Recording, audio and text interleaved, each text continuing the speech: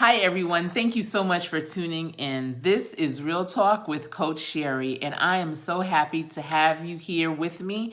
And I am here to share with you the faithful word. And the faithful word is coming from the book that's called The Word for You Today. The Word for You Today.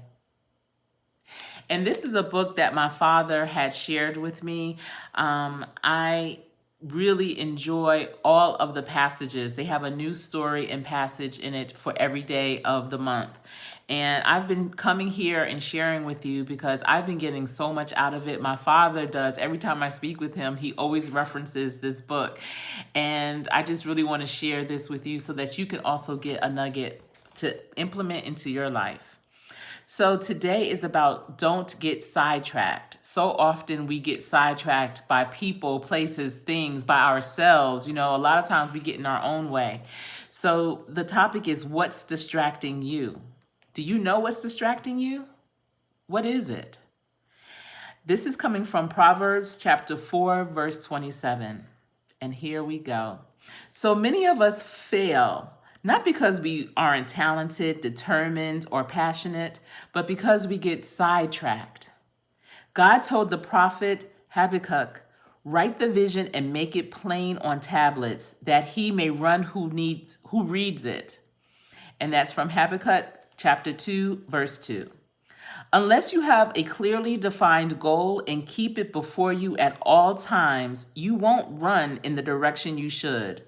As a motivational speaker and author, Sam Horn said, it's hard to stay on purpose if we don't know what our purpose is.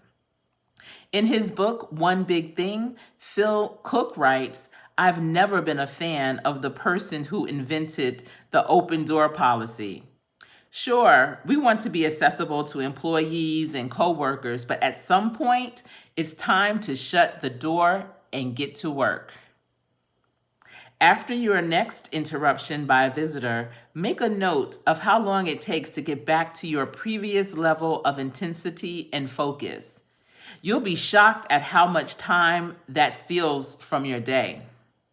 Too often, other people's needs come before our dream. Obviously, we need to care for our children, honor our spouses, and deal with our primary responsibilities around our families or jobs. But the first step in achieving our dream is to take responsibility for it. That means scheduling it and unscheduling the lesser needs of coworkers and friends. These daily commitments chip away at our time, and before long, our dream gets lost in the shuffle. Stop doing what other people think is urgent and start focusing on what matters to you and to God. That is a powerful passage. What is distracting you? It is so true. People they get sidetracked, distracted, and time flies by. That's why that's real powerful to say to take note of the time. When you are distracted, take note of the start time. And then take note of the end time. And you will be amazed at how much time has passed. So many things are distractors. I remember Oprah Winfrey saying one time that no is a complete sentence. So when people interrupt you and you really are involved in something that is really important to you, but what they are distracting you with or interrupting you with is important to them, tell them no. It doesn't even need an explanation because no is a complete sentence. People don't understand that. They will definitely understand and receive yes. Yes is a complete sentence. And people run with yes. They love yes. But when a person says no, no always seems to need more explanation. And I don't know, is it because the person saying it feels they need to give more explanation, or if it's the person receiving it feels that they deserve an explanation. Either way, you really have to stand firm on it. Your no can't be a maybe no. It needs to be a no-no. A yes, some people have maybe yeses, and that's not fair to the receiver. Your yes needs to be a firm yes. So with this, I want you to determine what has been distracting you. Write it down. and know when it's coming. It's good to know what distracts you because you can see it coming and become highly aware that, wow, here comes a distractor.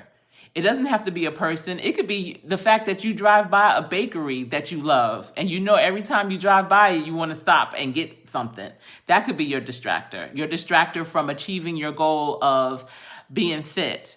Your distractor could be a game that you play on your mobile device that really chips away at time. I know I love Candy Crush. And that thing right there, luckily, you can only play up to 5 games if you don't continuously win. So, you know, it gives you a start and stop time. You can't do it endlessly all day. But that definitely is a distractor.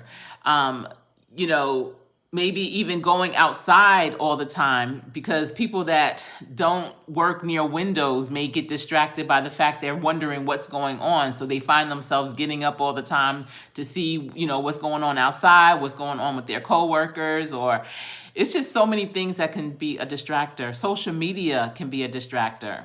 I know I really shut down my Facebook account. I didn't close it, but I just haven't visited it in about a year and a half because it was so overwhelming. Every time I would open it up, it would be like 80 messages. It was unbelievable. And it was just so distracting because you try to get through all those messages and then reading posts and going back and blah, blah, blah. It was such a distraction. For some reason, Instagram isn't as much of a distractor as Facebook was for me, nor is Twitter. But Facebook, that thing right there, it got me. So really recognize what your distractors are. You may have to put them on the back shelf. You may have to take a break from them. And when they come, and if you're not ready to receive it, let that distraction know that no, now is not the time, because no is a complete sentence. You don't have to go into explanation. What's important to you is important to you. And of course, the distraction is going to think they're the most important thing, but understand what's important to you. I was on a live yesterday. Hello, Joy. Goodness, what is her channel's name is, oh my goodness, I can't remember her channel's name, but Hello, Joy. And she did a virtual vision board, you know, in her live chat. In her live, she did the vision board. In the chat, everyone was talking about, you know, different things that resonated with them. She had her magazines. She was cutting things out. She was talking about life, love, money, food, happiness. It was a really good live. I enjoyed it. And so she completed her vision board with us there. And one thing that I really got from that live was she talked about there are 3 phases of love: the beginning, the middle, and the end. And you have to understand love, it encompasses everything, but it has to start with yourself. Love yourself. Love yourself enough to know that you're worthy to do whatever is important to you, that you're worthy to honor your time, honor your own commitments first.